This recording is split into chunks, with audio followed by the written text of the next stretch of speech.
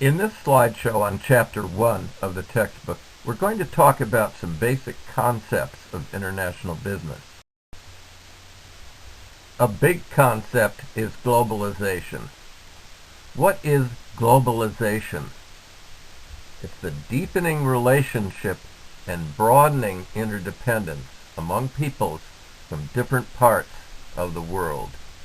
In other words, the world is getting smaller.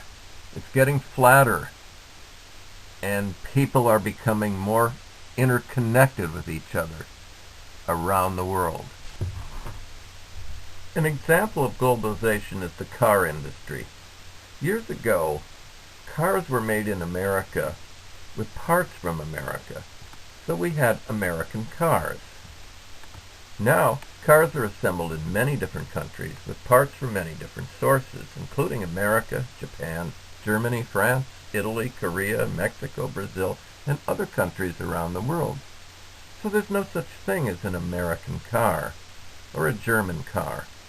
The car industry has become globalized. Another example of globalization is sports. Years ago, baseball players in the major leagues came from America, or almost all of them came from America.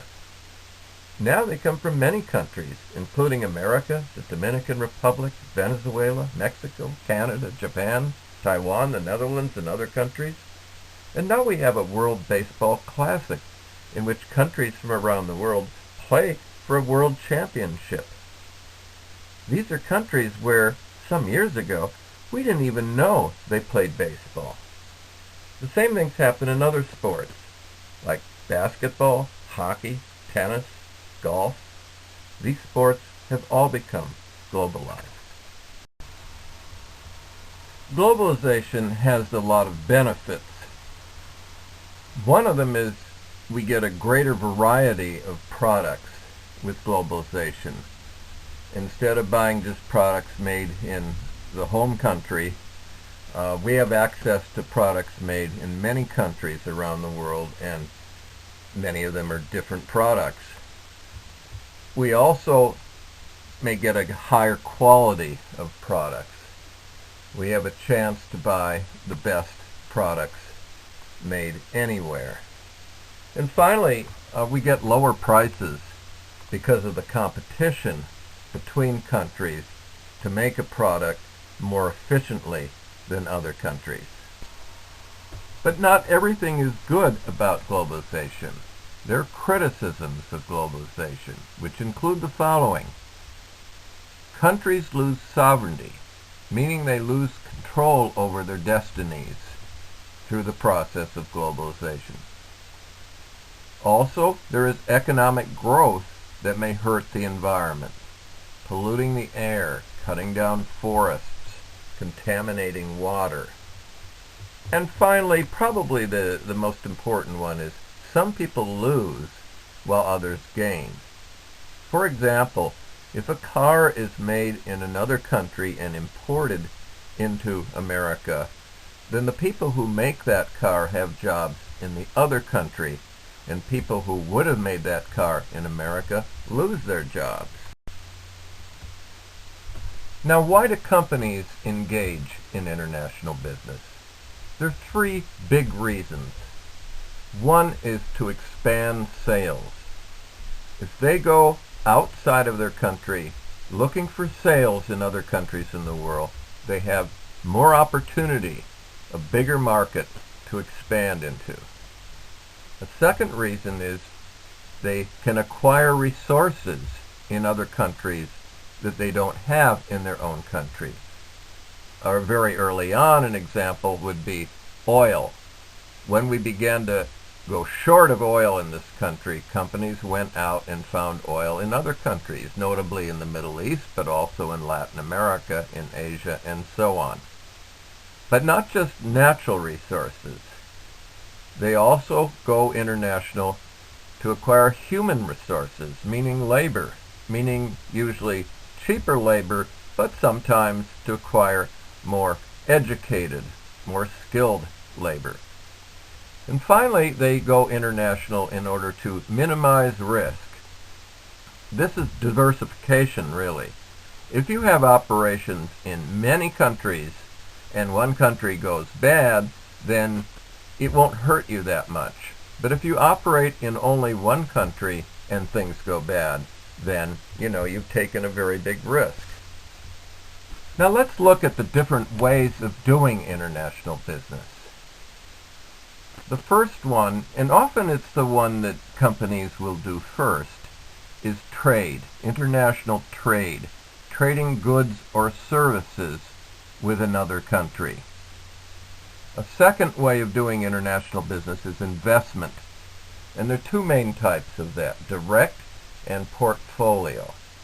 Direct investment is when a company buys a business in another country or builds a business in another country. Portfolio investment is when companies invest money outside of their country looking for a higher interest rate. This is usually short-term investment, buying things like treasury bills and bonds and even stocks, financial type investments that companies usually don't hold for more than 6 months, maybe even shorter. They're always looking around for a better opportunity to make that money work. Another way of doing international business is licensing. This is where a company has a technology of some kind that it doesn't want to use in Europe, say, but it wants to license that. In other words, make a contract with a company in Europe to use that technology and then pay them a royalty. The company doing the licensing gets paid the royalty. That's the licensor, and the licensee, which is the company using the technology, pays the royalty to the licensor. Franchising is very similar, but involves more than a technology. It's a trademark involved in the contract here, and that's done very, very often in the soft drink business and the fast food business. Coca-Cola, for example, most of its bottling companies around the world are franchise operations. Coca-Cola doesn't own them. They get a royalty paid for the use of their secret formula, 7X, okay? Same with McDonald's and Burger King and other fast food businesses. Transportation is another way. We see international airlines, shipping lines, operating outside a country, going from country to country, and we see tourism, okay, in the form of hotels and casinos and things like that are owned across borders. Big hotel chains such as Marriott, Hilton, operate around the world, and that gets to the next management contract way of doing international business. Hilton, for example, operates those hotels under management contracts. They don't own them, okay? They make money by managing them.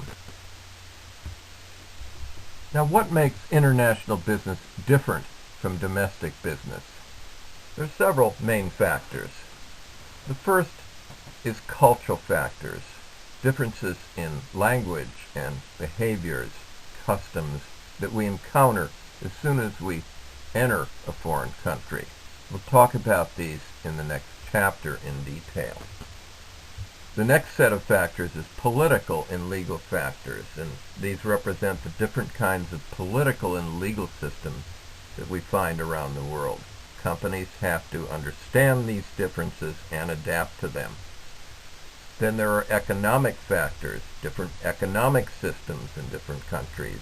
Again, companies have to understand the economic system and adapt to it.